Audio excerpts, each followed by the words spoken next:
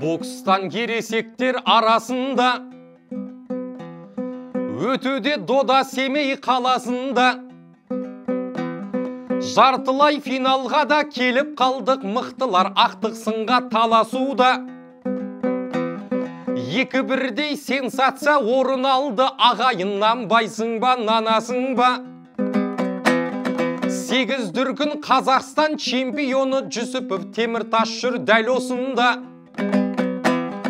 Бір жүлдесіз қайтпаған 15 жылда бұл жігіттің ел білет шамасында.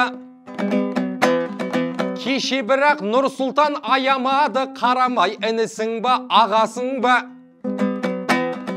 Осылайша медальсіз үйге қайтты, өйткені мүмкіндік жоқ таласуға.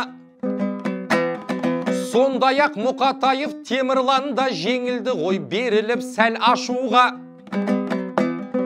Оң талаптың талабы оңынан бұ, бағы жаңып кезеңнен әр асуда.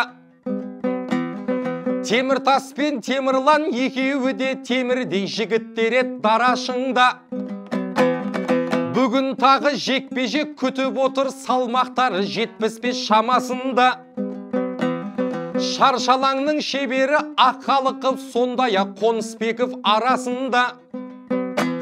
Шын мықты ақтық сынға өтсін дейміз, осындай мықтылардың додасында. Жаңа салмақ 70-ке енді ауысқан Мұхаммед Сабыр деген келді арыстан. Құдай жазса финалға өтемін деп жүрегі алаулаған өр намыстан.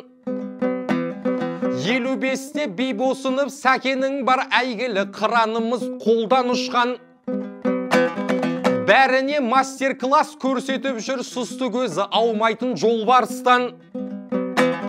Сәкенді қатысат деп кім ойлаған, кәсіп қой арландармен тең жарысқан. Финалды шын жүйріктер белгілесін, көрсетіп бойға тұнған өр мінезін.